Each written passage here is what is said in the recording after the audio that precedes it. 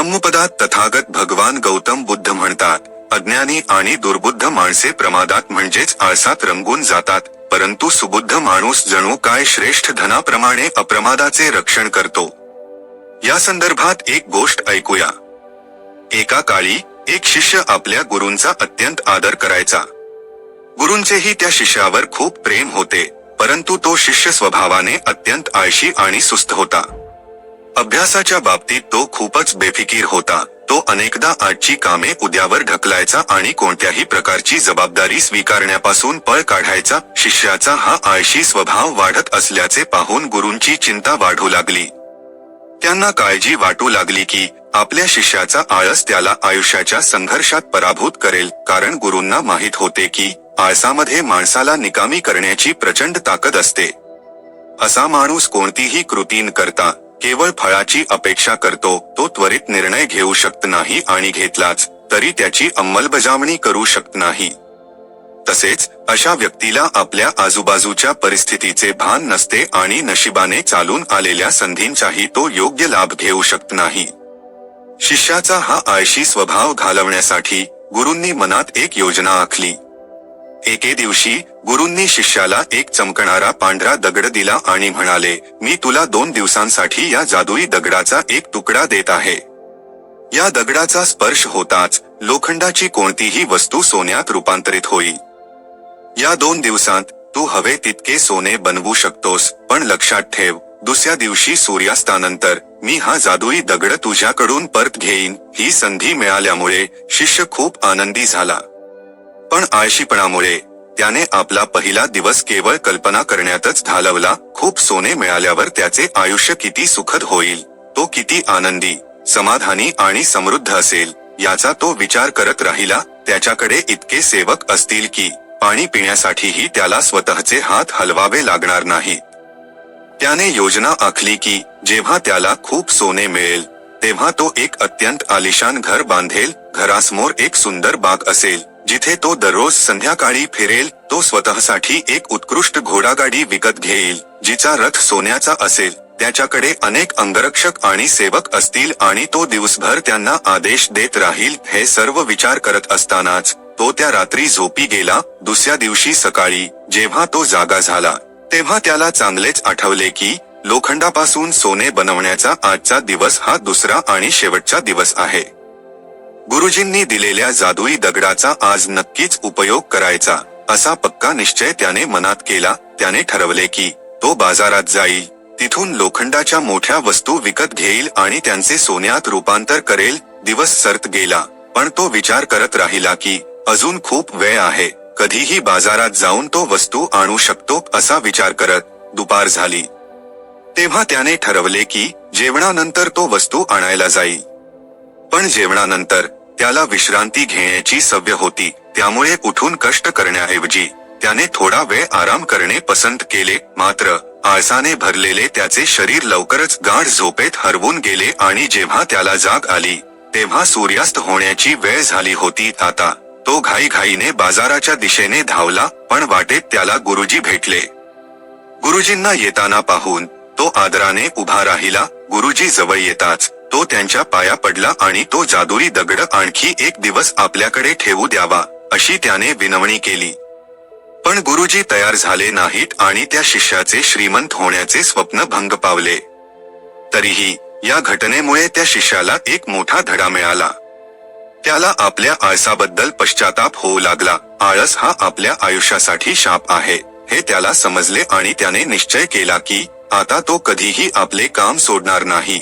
तसेच स्वतःला एक कष्टाळू, सतर्क आणि सक्रिय व्यक्ती म्हणून सिद्ध करेल. मित्रांनो, काम पुढे ढकलणे ही एक सवय आहे आणि ही सवय आपण स्वतःच लावून घेतो. सवयी या एखाद्या धाग्यासारख्या असतात. धाग्याचा एक वेढा सहज तोडता येतो, पण तोच धागा अनेक वेळा गुंडाळला गेला तर तो तोडणे कठीण होते. त्याचप्रमाणे सुरुवातीच्या काळात एखादी वाईट सवय बदलणे सोपे असते, पण महिने किंवा वर्षे उलटून गेल्यावर ती बदलणे खूप कठीण होते.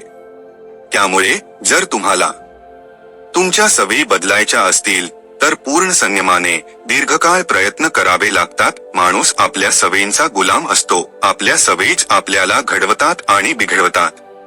आपल्या सवयी खूप शक्तिशाली असतात आणि त्या आपल्याला नियंत्रित करतात. आपण आपल्या आजूबाजूला पाहिले तर असे दिसून येते की प्रत्येक व्यक्तीला आयुष्यात अनेक मोठ्या संधी मिळतात, परंतु आळस आणि कष्ट करण्याच्या सवयीमुळे त्यातील बहुतेक लोक ती संधी गमावतात आणि आयुष्यभर पश्चात्ताप करत राहतात. विशेष म्हणजे अपयशासाठी स्वतःचा आळस किंवा टाळाटाळ कारणीभूत आहे हे मान्य करण्याऐवजी असे लोक आईवडील, परिस्थिती, आर्थिक स्थिती किंवा नशीब यांना दोष देऊन आपला आळस लपवण्याचा प्रयत्न करतात. शेवटी नशीब आणि परिस्थितीला दोष देत कोणतेही यश किंवा आध्यात्मिक समाधान मिळवता ते या जगाचा निरोप घेतात.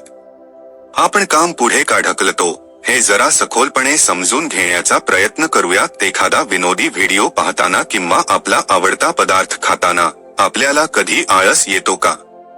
नाही, आळस फक्त तेव्हाच येतो जेव्हा आपल्याला अभ्यास करायचा असतो, ऑफिसमधील एखादे काम किंवा प्रोजेक्ट पूर्ण करायचा असतो किंवा घरातील काही कामे करायची असतात. थोडक्यात सांगायचे तर ज्या कामांसाठी शारीरिक किंवा मानसिक कष्ट घ्यावे लागतात अशा गंभीर कामांबाबतच आपण आळस करतो.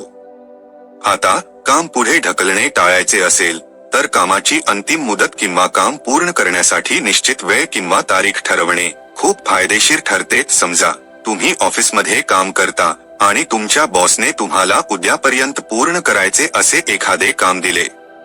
अशा वेळी अजून पूर्ण एक दिवस बाकी आहे असा विचार करून तुम्ही कदाचित दिवसभर आळसात वेळ घालवाल, पण नंतर तो प्रोजेक्ट उद्याच सादर करायचा आहे आणि त्यानंतर त्याला काहीच महत्त्व उरणार नाही याची जाणीव झाल्यामुळे तुम्ही रात्रभर जागून तो प्रोजेक्ट पूर्ण कराल. तिथे काम पुढे ढकलूनही ते वेळेवर पूर्ण झाले कारण तुमच्यासमोर कामासाठी निश्चित वेळ ठरलेला होता. कामाची ही पद्धत तुम्ही तुमच्या दैनंदिन जीवनातही वापरू शकता. पुढच्या एका तासात किंवा एका दिवसात मला हे काम पूर्ण करायचे आहे असे ठरवणे.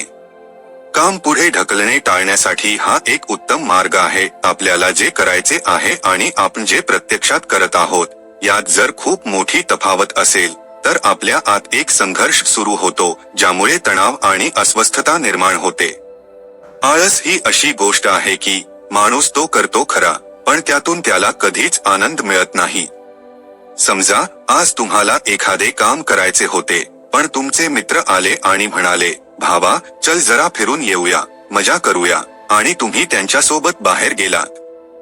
तुम्ही दिवसभर फिरलात तरीही तुमच्या मनात नेहमीच चालू राहील की मला आज ते काम करायचे होते. एखादे काम केल्यामुळे किंवा ते काम बाकी राहिल्यामुळे तुम्ही त्या संपूर्ण दिवसाचा आनंद नीट घेऊ शकत नाही. संध्याकाळी घरी परतल्यावरही ते काम पूर्ण झाल्याचा ताण आधीपेक्षा जास्त जाणवतो.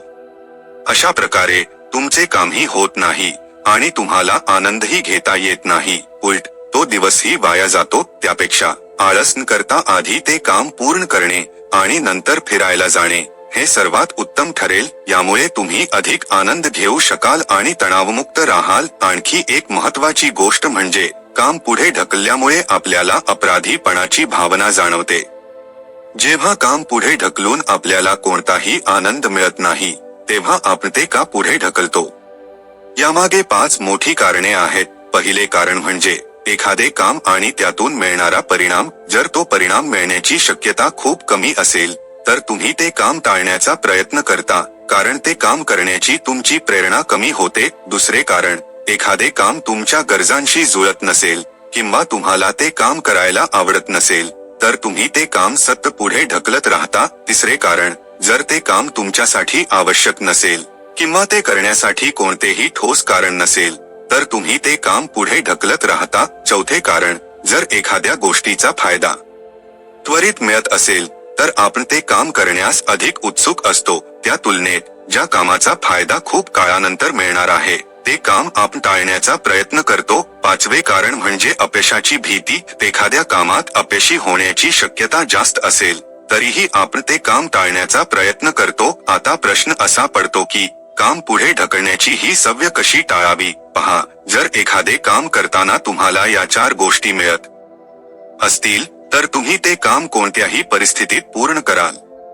पहिले म्हणजे अपेक्षित परिणाम, दुसरे म्हणजे त्या कामात यशस्वी होण्याची पूर्ण शक्यता असणे, तिसरे म्हणजे त्यातून त्वरित फायदा मिळणे किंवा काम पूर्ण केल्यावर अधिक फायदे मिळण्यास सुरुवात होणे, आणि चौथे म्हणजे कामाचा परिणाम त्वरित मिळणे किंवा काम संपताच फायदा होणे. आता आपण उपायांबद्दल बोलूया. काम पुढे ढकलण्याची सवय कशी टाळावी त्यासाठी सर्वप्रथम कागद आणि पेन घ्या आणि स्वतःला प्रश्न विचारून लिहा की मी काम पुढे का ढकलत आहे. असे केल्याने तुम्हाला काम पुढे ढकलण्यामागचे कारण समजेल आणि ते कारण कळताच तुमची अर्धी समस्या तिथेच सुटेल. उदाहरणार्थ, जर तुम्ही विद्यार्थी असाल आणि केवळ पहिला क्रमांक मिळणार नाही या विचाराने अभ्यास पुढे ढकलत असाल तर तुम्ही अभ्यासात चांगली कामगिरी करू शकणार नाही.